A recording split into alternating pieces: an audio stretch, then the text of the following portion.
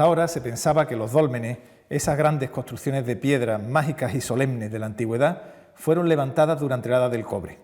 Hoy, gracias a los trabajos del dolmen de Alberite, descubriremos que en verdad fueron erigidos mucho antes, durante el Neolítico, unos 4.500 años antes de Cristo, cuando la humanidad todavía usaba hachas de piedra pulida como esta que tengo en mis manos. Bienvenidos a Arqueomanía.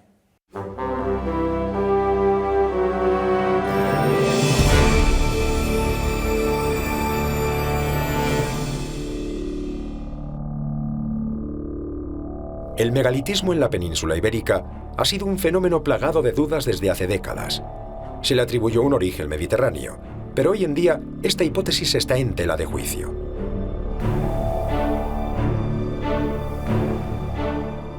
¿Fueron los constructores de megalitos un solo pueblo de origen atlántico?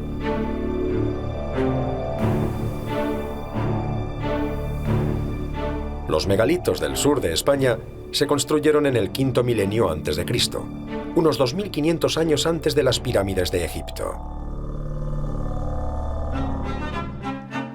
Hasta ahora, la historia nos decía que hace 6.000 años, en la península ibérica, no se habían desarrollado sociedades complejas.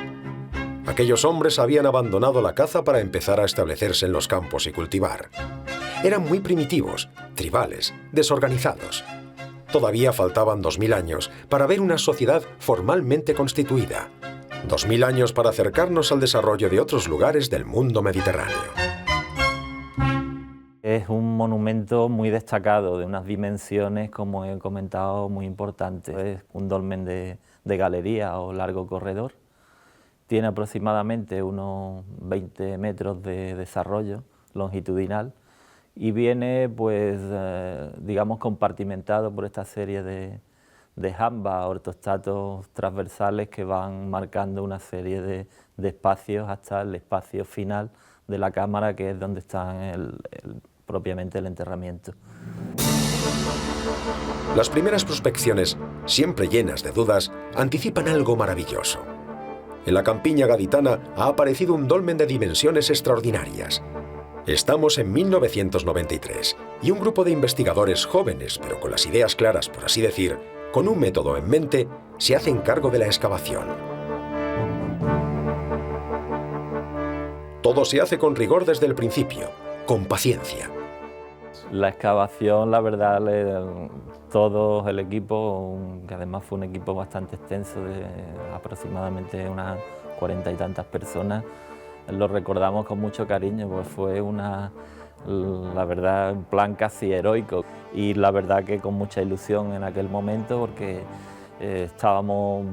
veíamos claro que era un monumento muy destacado, ya casi desde el principio, y sobre todo porque se nos ponía en nuestras manos la posibilidad de aplicar las metodologías de estudio del siglo XX. El lugar elegido para levantar el dolmen no es casual. El dolmen está en un punto estratégico, en medio de la llanura, de los llanos de Villamartín, y hoy en día se puede ver los cultivos agrícolas que hay, es decir, el tipo de terreno que domina este paraje, estos llanos de Villamartín, es un material margoso arcilloso y es un tipo de suelo, un tipo de tierra de alta fertilidad. La cámara funeraria albergaba objetos de prestigio, suntuarios, objetos que la comunidad había ofrecido a los ocupantes de la tumba. ¿Quiénes eran los propietarios de esa morada eterna? El estudio antropológico determinó que eran dos individuos de sexo masculino, de sexo femenino, un poco mayor el hombre, pero en edades jóvenes como son las de esperanza de vida de esos momentos, ¿no? La mujer prácticamente no llegaba a 20 años y el hombre de una mediana edad, ¿no? Es decir, son datos habituales. El hecho es que representan un ancestro común, que se identifican ellos con el ancestro de la tribu, con el ancestro de esa base de formación social tribal. Pero esos individuos tienen objetos que son de prestigio y que genera al colectivo un gran esfuerzo, porque conseguir comprar o adquirir esos objetos en redes exteriores les debía de representar un gran esfuerzo a la comunidad. Por tanto, hay todo un trabajo de toda la base social. Ellos son los referentes, quizás todos trabajan todavía para ese referente tribal, pero ahí está el germen de esas desigualdades. Tras un primer análisis visual de las piezas funerarias, los investigadores sospechan de la procedencia de los objetos suntuarios aparecidos en la tumba. Entonces comienza el trabajo de arqueometría, un trabajo que se prolongará durante más de 15 años. La arqueometría, o arqueología científica, se fundamenta en el análisis químico de los materiales arqueológicos para establecer su composición y procedencia. En la Universidad de Cádiz, Salvador Domínguez Bella realiza este trabajo. En un primer momento se procede a una inspección ocular de la pieza. Después, se continúa el trabajo en el microscopio convencional. Las imágenes obtenidas, de una gran belleza, permiten una primera identificación de los materiales. A los investigadores de Alberite les llama la atención especialmente dos piezas, un collar de cuentas y un enorme cristal de cuarzo. Uno y otro, el collar y el cristal de cuarzo, junto al resto de materiales del ajuar funerario, se someten a la observación al microscopio para establecer su composición. El collar presenta cuentas, las pequeñas piezas que se engarzan para formar el collar, fabricadas con variscita verde. La variscita es un material exótico en esta parte de la península. Solo existen yacimientos al norte de la provincia de Huelva, en Gavá, provincia de Barcelona, y en Zamora. Cuando se analiza el espectacular bloque de cuarzo tallado, se llega a una conclusión sorprendente. Procede posiblemente de un yacimiento en la Sierra de Madrid. Esto significa que ha existido una forma de comercio o de intercambio de materiales entre comunidades humanas muy alejadas geográficamente, lo que lleva a los científicos a plantearse la existencia de rutas de intercambio. Estamos ante el nacimiento de una forma primitiva de organización social, casi en el origen de un Estado. A fin de cuentas, en todo Estado se establece un orden social y formas de recaudación sobre el trabajo y la propiedad. Quizá la fiscalidad de entonces consistiera en aportar horas de trabajo o excedentes agrícolas. No se sabe. ¿Qué nos ha enseñado este dolmen en estos años también? Que los propios conceptos de la sociología, de la explicación de la sociedad, ha cambiado claramente. El tema es mucho más complejo y el tema marca una desigualdad clara. Quizá en relación a aspectos básicos, la propiedad de la tierra, que no todos sean campesinos y esas especializaciones claras, ¿no? Puesto que fabricar varicitas, tallar, hacer las cuentas, tener expertos también en siles, expertos también en el propio ámbar, y los que mueven esos productos en esas redes son gente liberada del trabajo, puesto que en el inicio de las sociedades neolíticas todos son agropecuarios, ¿no? La propia construcción del dolmen reafirma esta tesis. Para ello es bueno hacerse una idea de la cantidad de trabajo realizada en el levantamiento del monumento. El dolmen presenta 35 ortostatos en los laterales, lo que vemos en los laterales, y hasta un total de 65 si contamos las piedras de cobertera que tapaban la estructura del pasillo del dolmen. En su mayor parte pues, proceden de la zona del Rosalejo, las lomas del Rosalejo, que están hacia el este, los afloramientos geológicos, y que estarían aproximadamente a unos 3 kilómetros y medio del enclave de Alberite I. La edificación de estos megalitos, la tecnología empleada para construir estos gigantes de las llanuras, ha sido un enigma durante años. En el conjunto monumental de los dólmenes de Antequera han realizado un trabajo audiovisual de investigación que sintetiza las ideas manejadas por la comunidad científica durante los últimos años. Las conclusiones son claras. La mayor parte de los miembros de las sociedades neolíticas del sur trabajaban conjuntamente en la construcción de los megalitos, de los dólmenes. Había un trabajo especializado de cantería, de transporte de los enormes bloques de piedra, de talla y, por supuesto, había uno o varios arquitectos. Los bloques de piedra se tallaban y pintaban con motivos gráficos de significado complejo. Y el dato más sorprendente, la datación, la cronología científica del dolmenismo en la península. Los trabajos llevados a cabo en Alberite retrasan la aparición de los dólmenes en Iberia al V milenio a.C.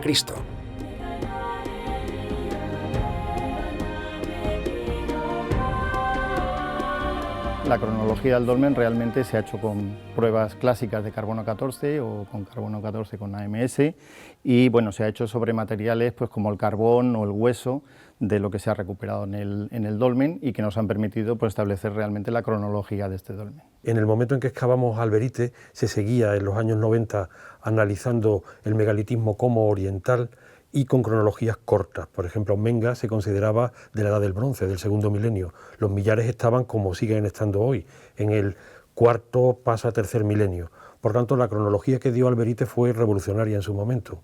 Un 4300 quinto milenio antes de la era bastante fuerte, pero rápidamente lo vimos en el contexto atlántico. En estos ortostatos de Alberite se plasman hachas del mismo tipo que las de Carnac en la Bretaña francesa.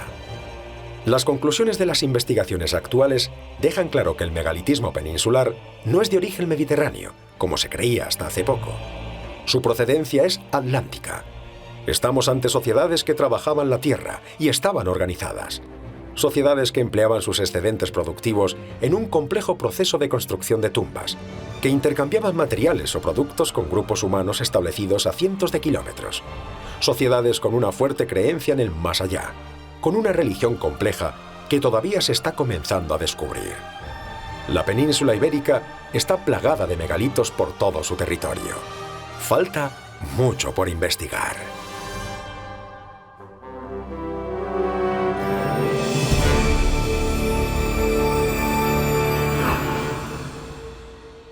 La arqueología es una especialidad científica que nos permite comprender a la sociedad humana desde sus orígenes más remotos.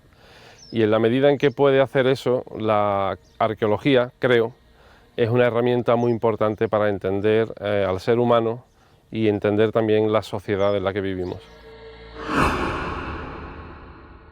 La arqueología es un vehículo muy gratificante y realmente muy apasionante para comprender mejor las complejidades de este mundo aparentemente caótico en el que vivimos.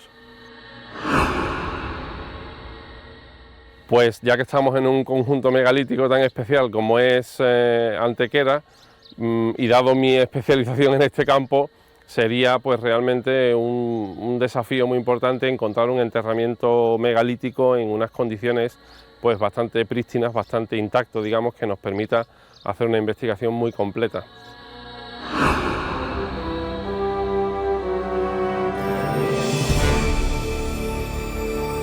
¿Tendría razón el historiador griego Estrabón cuando afirmó que los tartesios poseían leyes escritas en verso con más de 6.000 años de antigüedad? El análisis de los signos grabados sobre dos antiquísimas piezas megalíticas podría indicarnos que la escritura apareció en la península ibérica mucho antes de lo que pensábamos hasta ahora. Las personas que construyeron nuestros dólmenes pudieron utilizar la escritura miles de años antes que lo hicieran los fenicios. Otra sorpresa más de las muchas que la arqueología nos tiene aún que proporcionar. Nuestra riqueza arqueológica es tan importante que no puede ser por completo expuesta en los museos. Así todos ellos tienen almacenes donde se custodian, se almacenan, se clasifican por los numerosos hallazgos que se producen de forma continuada. Nos encontramos en los sótanos del Museo Arqueológico de Huelva, donde vamos a estudiar unas piezas muy singulares que pueden significar toda una revolución en nuestra forma de concebir la historia de la escritura en España.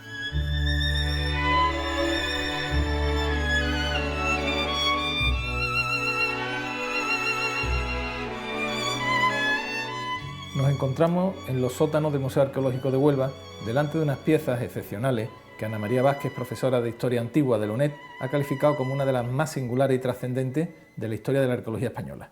Bueno, Ana María, me gustaría que me explicaras el por qué son tan importantes, qué vienen a decirnos estas piezas y cuál es la tesis que te permiten sostener pues, los signos en ellas inscritas.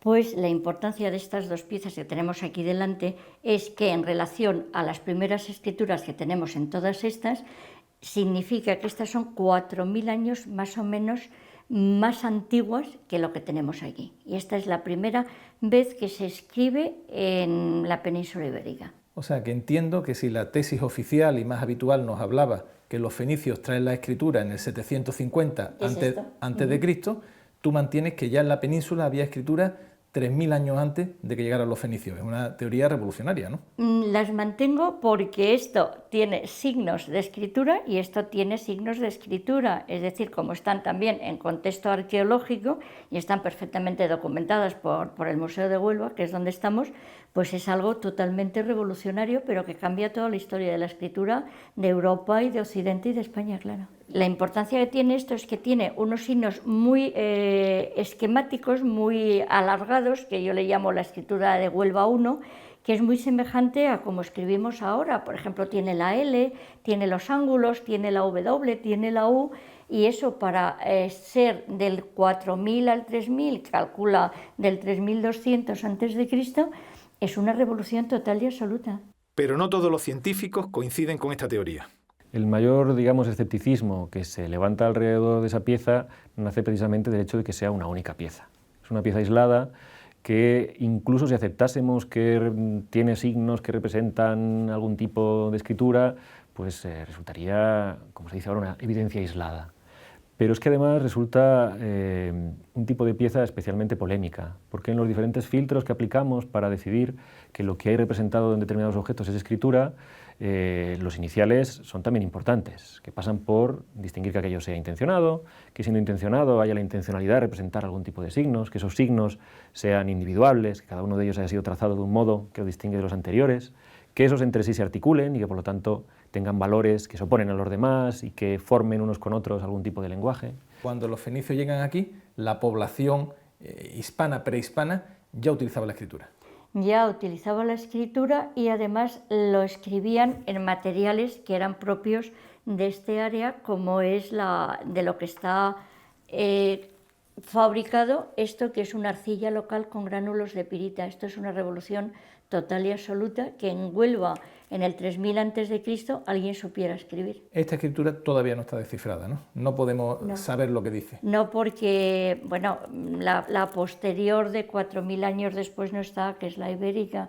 Esto es un unicum, entonces lo que puede suponer es que son signos de comunicación. Tampoco se puede decir que sea una verdadera escritura, es que no se puede decir nada porque no hay punto de comparación con nada. ¿Cómo llegas tú a la conclusión de que son signos escritos? Tiene que haber una evolución, una especie de aventura científica, porque formulas una tesis muy rompedora. Y dos, ¿cómo es que la ciencia no ha visto eso antes? Cuando llegué al Museo de Huelva, en vez de empezar por donde todo el mundo empieza, que es por los fenicios, se me ocurrió empezar por el principio. Y claro, me encontré expuesto primero esto en un contexto del 4000 a.C. y luego en la misma vitrina me encontré la Nabercita y yo dije, estos son signos de escritura. Entonces mi sorpresa fue que estuviera del cuarto al tercer milenio, donde no tenía que estar ni yo tenía que mirar ahí. Y luego cuando descubre una cosa que no es normal, siempre te vas al especialista, en este caso era Enrique Martín, que era el conservador del museo, esperando que él me dijese que no, pero él me dijo que sí. El alisador es una pieza del dolmen de San Bartolomé de la Torre, excavado en los años 30, y esta naveta, que es una pieza de una función indeterminada, posiblemente ritual, es del tolos de la Zarcita, de un dolmen circular excavado en el año 45 y la cronología es cuarto milenio antes de Cristo. Esta documentación corresponde a los materiales, al material de campo de Carlos Cerdán, que excava el tolos de la Zarcita, y se ve el interés que demostró por la pieza, por el cuidado y el primor que pone en dibujar exactamente los distintos signos que presenta la pieza. Son unos signos que parece escritura. Sí, pero él no se pronuncia, incluso aquí en estas acotaciones hace referencia al material, a la arcilla rica en gránulos de pirita, a un paralelo estilístico, etcétera, pero no se decanta. Y en la publicación que los grandes especialistas, los Leitner, el matrimonio Leitner y Cerdán realizan en el año 52 sobre los sepulcros megalíticos de Huelva, se publica asépticamente como signo, sin definirse. En los años 50 esto era una cosa, bueno, prácticamente lo es todavía, muy novedosa, entonces no hay paralelos para esta fecha, pero ciertamente les llama la atención. Los fenicios, el primer alfabeto, digamos, con 28 signos, que todavía no tenía vocales, es de 1400. De lo que hay aquí, que son estas dos piezas excepcionales, te indican que aquí alguien sabía escribir y además escribía en una arcilla local. Curiosamente es un alfabeto completo. Yo no me atrevo a llamarlo nada porque los griegos los fenicios no descubren el alfabeto. Los fenicios en Ugarit lo que hacen es, en una tablilla pequeñita que está en el Museo de Damasco, pasan de los 28.000 signos que tenían escritos en cuneiformes, en cuñitas, pasan de 28.000 a 28, pero son signos cuneiformes.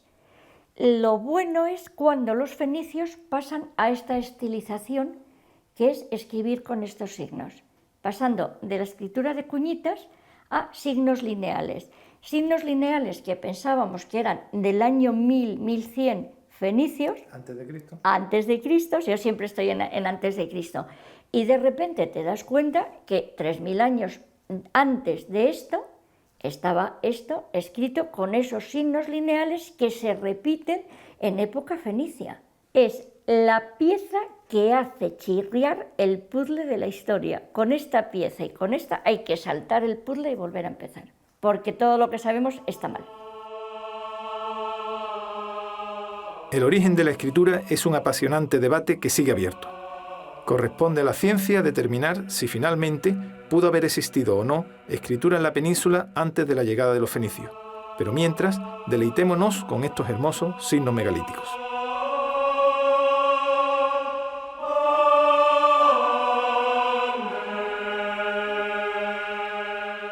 Las costas españolas aún esconden infinidad de tesoros por descubrir. Finalizamos nuestro programa con la visita a Arcua, el Museo Nacional de Arqueología Subacuática de Cartagena. Y no olviden que en nuestro próximo programa vamos a continuar contándoles lo que ocurrió hace mucho, mucho tiempo.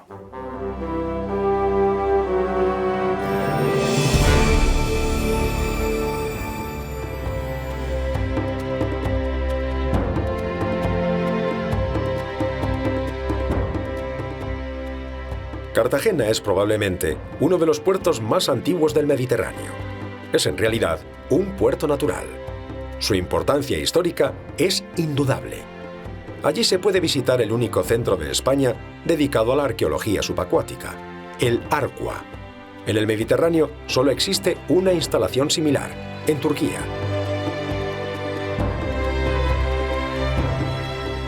La navegación se lleva practicando miles de años. En los fondos marinos existe un enorme patrimonio arqueológico, mejor conservado que el que se puede encontrar en tierra firme. Este patrimonio es muy susceptible de ser expoliado. Habitualmente las piezas que reposan en los pecios marinos se encuentran completas, con pocos desperfectos, lo que aumenta su demanda en el mercado negro. El mar es un misterio. Sumergirse bajo sus aguas, toda una experiencia. La primera sensación que se tiene cuando uno bucea es que lo del mundo del silencio es una auténtica falacia. El fondo del mar está lleno de ruidos y de sonidos. Y en cuanto a arqueología, pues es entrar en contacto con objetos, con muestras de la historia que nadie ha tocado o ha visto antes desde el momento de su hundimiento, que en ocasiones puede ser hace muchísimos siglos. Se pueden encontrar sorpresas inesperadas. No me esperara de ninguna de las maneras un mosaico romano, un trozo de un mosaico romano en un barco del siglo XIV. Claro, la primera incógnita es qué hace un trozo de mosaico romano en un barco del siglo XIV. Bueno, forma parte del lastre de la embarcación. En el Arcua de Cartagena se propone al visitante un paseo por la historia de la navegación. Fenicios, griegos y romanos comparten una enorme sala, junto a otras piezas más recientes. Se pueden contemplar piezas rescatadas del mar como lingotes de bronce, ánforas, viejas anclas y objetos religiosos únicos como esta mano de reminiscencias herméticas. A cada época de la antigüedad se le dedica un espacio consistente en la reproducción de una embarcación tipo, la maqueta de un puerto y una colección de piezas, además de unas completas infografías que ayudan a los espectadores en la comprensión del contexto histórico. Desde el Arcua también se trata de explicar la complejidad del trabajo arqueológico bajo las aguas,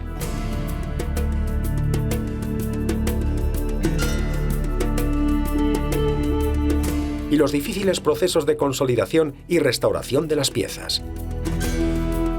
La joya del museo es un barco, aproximadamente de época fenicia, que se expone en una gran vitrina. Es el Mazarrón I, el barco más antiguo que se conserva en España. En el nivel inferior de la sala se pueden ver algunos materiales obtenidos en este pecio, que costó 10 años consolidar.